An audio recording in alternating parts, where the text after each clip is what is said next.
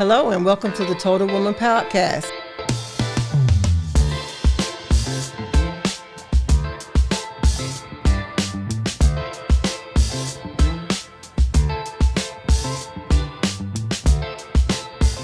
This is such an exciting week for us. It's Bethune-Cookman University's homecoming weekend, and in this room today, they're all Wildcats. Yes. Our producer, our videographer, and our special guest, Ms. LaVeta Hayes, Miss Wildcat Extraordinaire, Legacy Wildcat Family, along with myself. I'm not going to leave me out. And we're so excited to have her here today.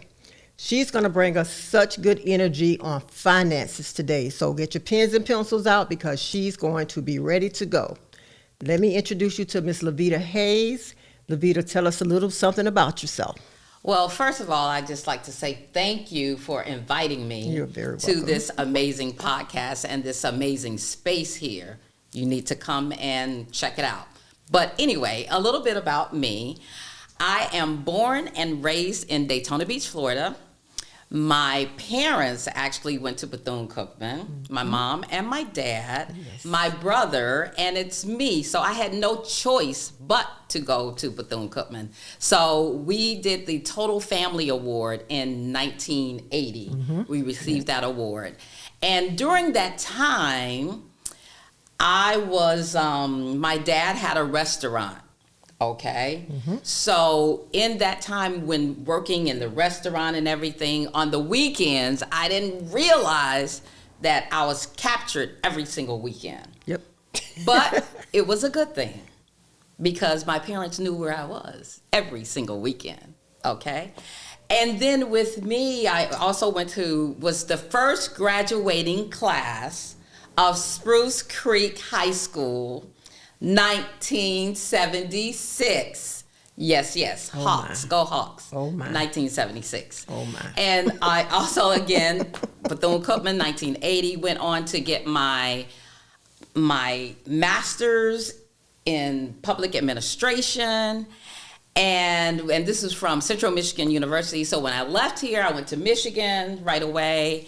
And it was all through the co-op program. So Bethune-Cookman at that time had an amazing co-op program, and I would say that's kind of a little bit of my background. I also retired after 37 years with the federal government. My area, I was the branch chief for the U.S. Forest Service, Smokey the Bear, and my area wrote all of the financial policy for the U.S. Forest Service. And it was an amazing career because it allowed me to travel to all the national forests, which I didn't get a chance to do as a young kid. Okay, so let's talk more about the area of expertise and what made you take that route. Okay. My area of the expertise is really the finance. And when I talk about finance, I'm talking about personal finance. I was in the federal government, accounting major. I knew governmental finances inside out, upside down. But what I didn't know was the personal finance. And how did I get into the personal finance? Well, I started as a little child at H&P Barbecue Restaurant. Some of you may remember that. My parents owned the restaurant, and I was a little kid on soda crates, ringing the cash register. So that was really my start in the finance because even coming home, I would have to count the money. And then we didn't have where you knew the machine would tell you how much money to give back, okay? My dad actually taught me how to count out the change. So that's really where I got my start. And then also with that, when I was working, that was also that personality, people person, making sure that the customer was always right. My father, if any customer came in and said, we weren't treated right, it was not good. Oh. Okay? He might have docked maybe our pay or we were on punishment. So that's what started my actual getting into accounting.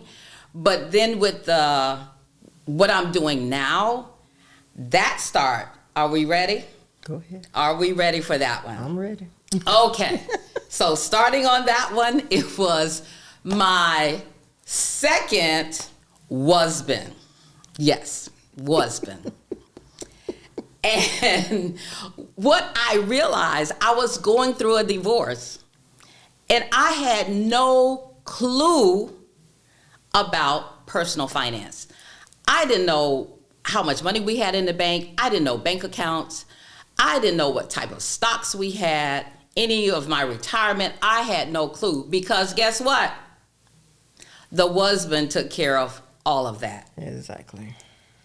So when that happened to me and going through that divorce, it was one of those things, it was a wake-up call where, again, I knew governmental finance.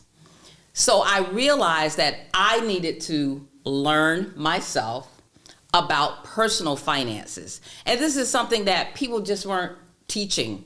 Okay, you will hear about it at the water cooler, at work and everything.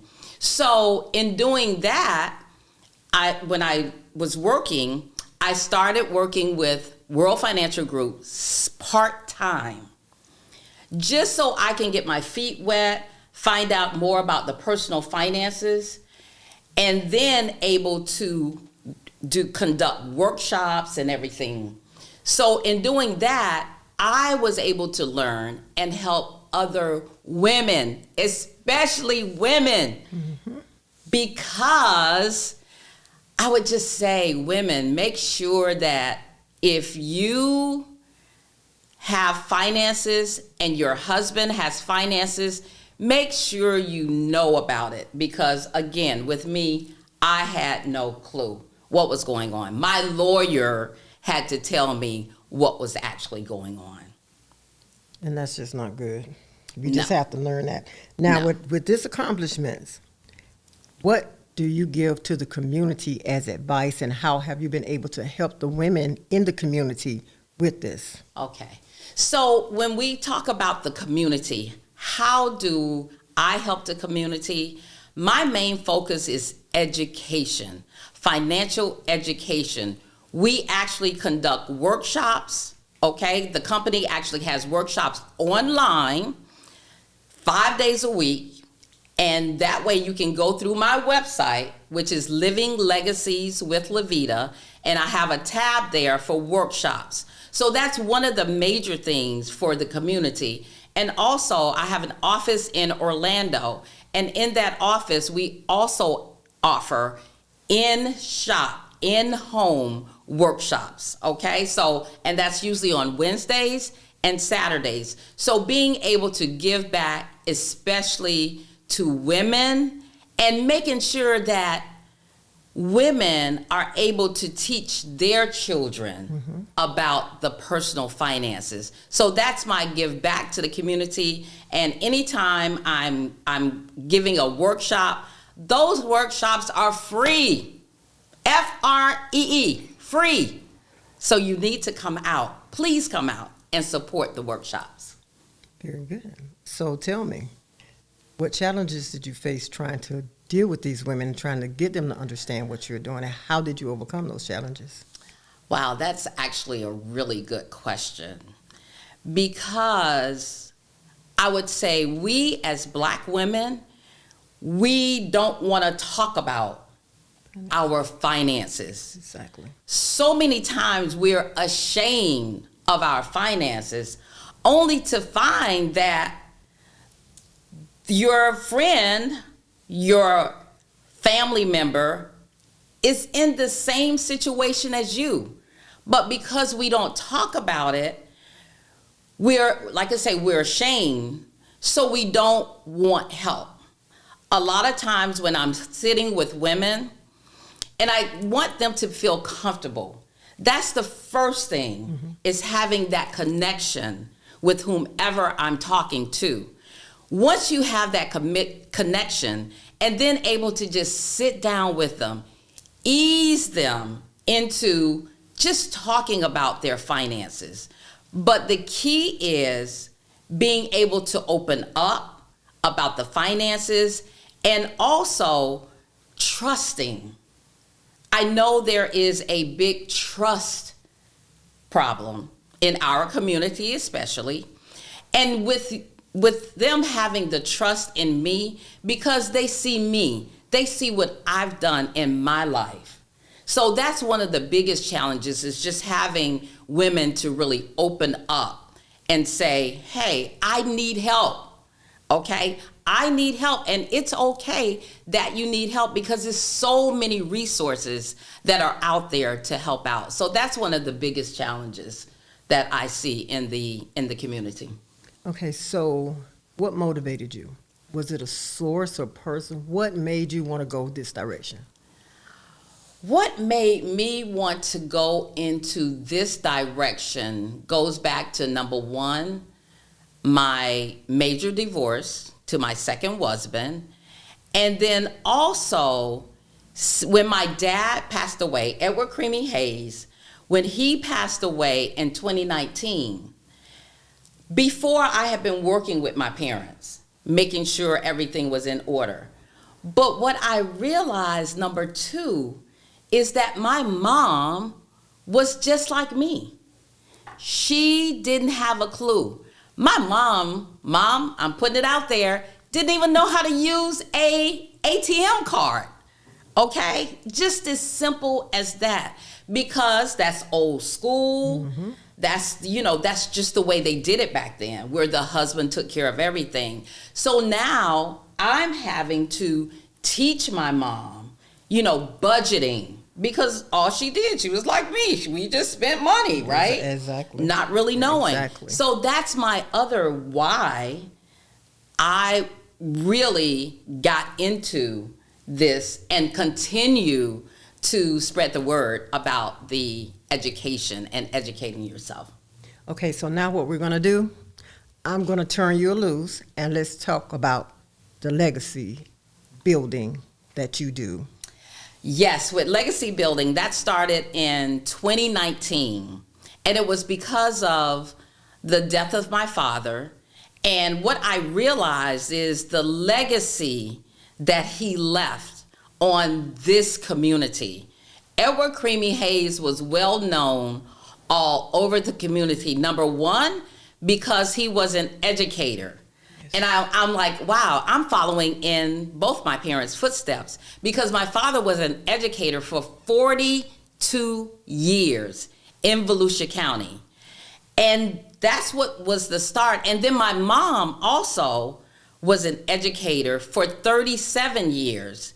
And seeing what legacy that my father had on everyone, and like I say, it was his funeral. When I saw at that funeral bringing so many people together, I mean, you had all nationalities, all cultures coming together as one, because that's the legacy that he left on the community. So that's when I started my business, Living Legacies with LaVeta. And the main focus of the Living Legacies with LaVeta, number one, is the financial education, okay? And it is financial education for all, okay? And when we talk about financial education, it's everything. It's like your whole life is really built on education. But the one thing that with the Living Legacies is being able to go into different communities, okay? And we like to even look at college planning is one of the programs under the Living Legacies, the college planning program. And when we talk about finances, we talking about insurance, okay? Not only life insurance, but we talk about health insurance also. And then we also talk about, retirement. What does your retirement look like? Have you even looked at it? Okay. And then also, what are your goals? Okay, what are your goals? So sitting down with someone and saying, what are your goals? It's not my goal, okay, that I want to know about. It's what your goal is in in whatever capacity you want that to be. So that is the start. But the Living Legacies is, like I said, it's one of those things where it's global. It's throughout the U.S. I'm licensed in many states throughout the U.S. So that's when we talk about legacies, teaching about anything. I always say we are a one-stop shop, okay, Exactly. when it comes to the finances. So that's the Living Legacies piece of it. Very good. So, because I'm very much proud to be, as you don't know, I work for LaVeta from time to time as part of her WFG family. And I've learned so much from just listening to her, going to the couple of classes I go to, and her saying, what are you waiting for? Why are you not back yet? But, she knows my story, so she does understand. But it's just so interesting that we have got to make sure, as women, that we're checking everything, especially making sure the will is correct, making sure that you have life insurance, making sure you have power of attorney. If something happens to him, what are you going to do? That's right. What are you going to do? So if you take the time, get to know LaVeta and her program, then you may be able to pick up some financial tips. So I'm going to ask you another question. What are you working on currently? Wow, what am I working on currently? Currently, it's all about educating the masses, having workshops right here, having workshops in my area. And also, I think the one main thing is with my team. It's not just me. I have a team of people that we work together. So with our team, making sure that I mentor them so that they can be able to do the exact same thing that I do, to go into the communities, go into churches, go into the government, go into different establishments, different businesses, all over. So that's the main thing that I'm working on, duplicating myself, making sure that my agents that are with me, they're able to do the same thing. As a matter of fact, today, one of my agents, and I tell you, she is so amazing. She is doing a workshop, her first workshop in St. Cloud at the library today. Awesome. Okay, at the library. Awesome. So I was able to teach her so that she can give this message also. Oh, awesome. That's awesome. So tell me something. How do you balance your home life and your personal life? Oh, wow. Or your business and your personal life? That home life is tough. For me, initially, when I was working full time, it was very hard because I was on a demanding job, being a branch chief, on that demanding job, and I had a husband at the time, and a child, and then I'm also juggling my side business, right? So in doing that, it took a lot of time for me to be worn down, thinking about that grind culture, which I think it should not be. You should not be in a grind culture. It will kill you. And especially for Black women, we think we can do it all. Yes. Okay? And we have done it all. But too many times, doing it all will mess you up. It will kill you. So what I've done now, and I had to get seasoned, okay? I'm seasoned now. So in getting seasoned with that, I had to sometimes just say no. Amen. And be okay Yes. with just saying no. And then, when we were little kids, we used to take naps. Baby, Take a good one. we need to take naps now. Take And a I good do. one. Yes, I yes. take naps now so that I can rest myself. Even coming here this morning, I meditated.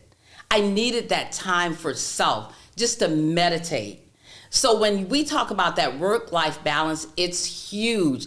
And I would say Don't wait till you get seasoned to really understand that work-life balance. It should start now. It should start early on. Yes. And women, we should teach our children, especially our young ladies, about making sure that even school life and whatever else, their personal life, making sure it's not a grind, it's not a hustle, okay? We need to stop that. Yes. Because it will run us down, and we will many times crash and burn. Yes. So for me, it's the resting, number one, meditating, and saying no, because we have to set those boundaries. And a lot of times we don't set boundaries for ourselves, and we feel guilty. Yes. About setting those boundaries. So that's what I'm continuous. It's a continuous I'm a continuous work in progress when it comes to that. But I tell you, I have learned so much now. And then being in like-minded groups of women that are truly authentic. Yes. And those women are going to be the ones that tell you the truth, okay? And not sugarcoat anything, but have your same mindset, but they are always lifting you up. So having that circle of friends even, or those women friends that will lift you up, they're going to, embrace you. They're just going to be there for you totally. So that's how I really work with that work-life balance. Very good. And the one thing that I do know is once you learn to say no, at first you're going to feel bad about it. Oh, man, did I hurt their feelings because I said no? I'm always doing what everybody wants me to do. But right now, for me, no is no. Don't ask me anymore. It's no. We're done with that. So what are your future goals and expectations for LaVeta?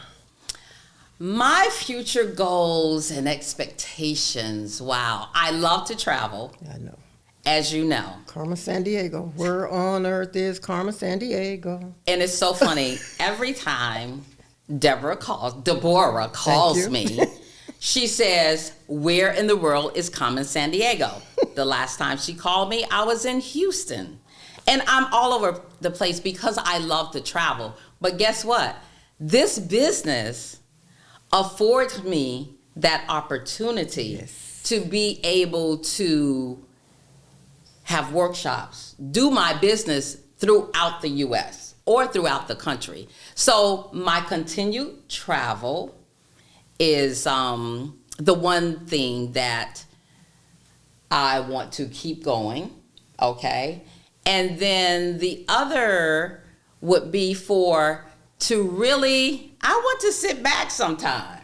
Relax. I want to really relax. So in building that team of people to make sure that they're able to just go out and do the same thing, so I can just sit back and relax and say, wow, look at that legacy. Mm-hmm. Look at that legacy that I left. So, like I say, the travel is a good thing. And that was it. Okay. What were your future goals and aspirations? That's my future goals. And I have a book in me. I'm just putting it out there. This is the first time I've actually said that. But I have a book in me, and it's coming. It's coming out soon. By next year, this time, I'll be on the podcast with my book. You go, girl. So before we wrap it up, I'm going to give you the opportunity to promote your business, talk about what you're doing, how they can get in contact with you, anything you want to add. Okay. Just go right ahead on and go for it. Thank you. One thing I want to really bring home, and Deborah actually talked about it. Deborah was saying about the wills. Wills and trust are so important. When my father passed away, will was set. We had the will, and every time you go into the hospital, they ask you for an advanced health directive. Yes. That's very important to have.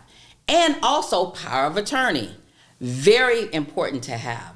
And now I'm even promoting more of the trust, because a trust is going to be something you can work with different lawyers. Our company actually has a business that really helps you through that whole process. And guess what? It's all digital.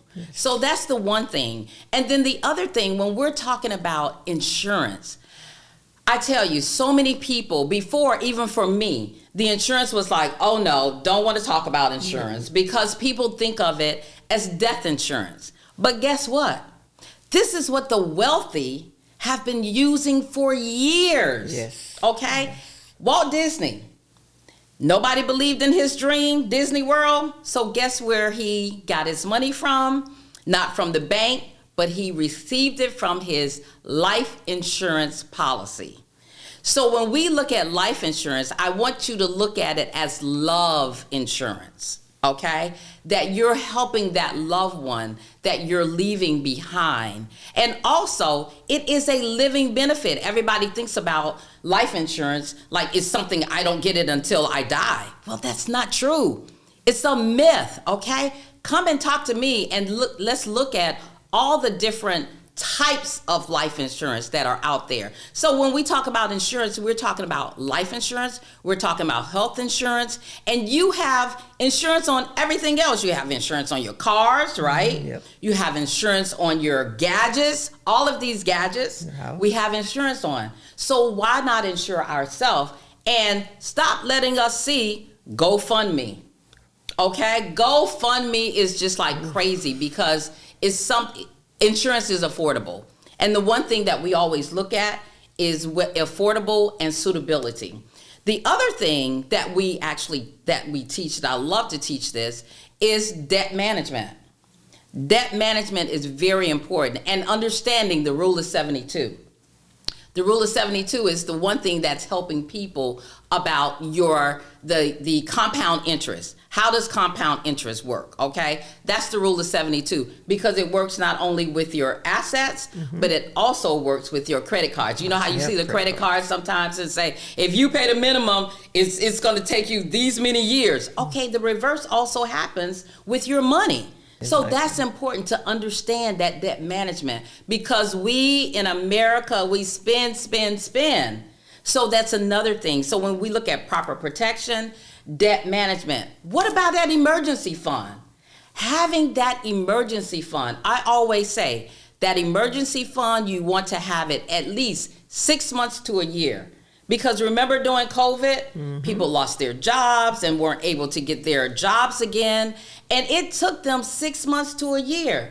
So have your emergency fund set up. People wouldn't be in dire need if they thought about having an emergency fund set up. And then we talk about the investments. So it's like I always say, you're building a house, but you're building it from the ground up. Because so many people come to me and they ask, well, LaVeta, what about investments, this investment? So I immediately say, do you have your ground level taken care of, which is your proper protection?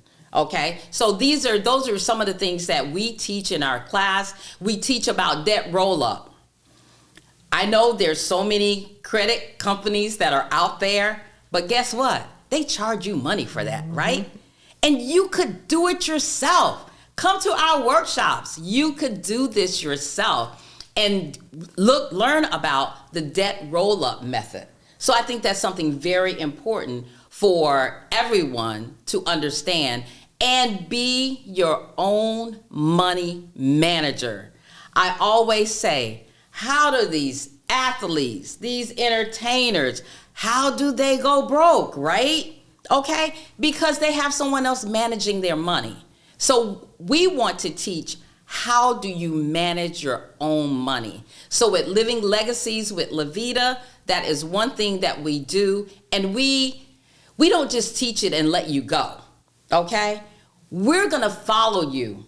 We're going to be with you. We're going to hold your hand until you have that aha moment, like, I got it. I understand it. And I want to learn more. So that's the one thing about Living Legacies with LaVeta. Again, we have the website, Living Legacies with LaVeta. Look at our workshop tab, and that workshop tab will give you the workshops 5 days a week, okay? And you can do it in the comforts of your home, okay? And it's through our company world system builder. So just look on the tab on Living Legacies with LaVeta. Thank you so very much. And before I wrap it up, I want to say that when you find a mentor like I have here with LaVeta, if it had not been for her, a lot of things that I've experienced, I never would be there, because things are in order for me right now. And I thank you so much for everything that you worked with me, taught me. She's just Shiro number 2. I have 2 of them. And it's just nothing that something comes up, I call LaVeta. LaVeta, I need to work on this. LaVeta, I need to work on it. And she's there for you. So think about it. Think of LaVeta's Living Legacies and give her a call. We're going to wrap it up right now. Thank you guys for watching and listening. Hope to see you soon, or listen soon. See you next time. Have a great day, and go Wildcats. Go Wildcats. Thank you. Please join us again on our next podcast. To find more information about what we're doing, what we have coming up, please check your YouTube and all social media to listen for our podcast.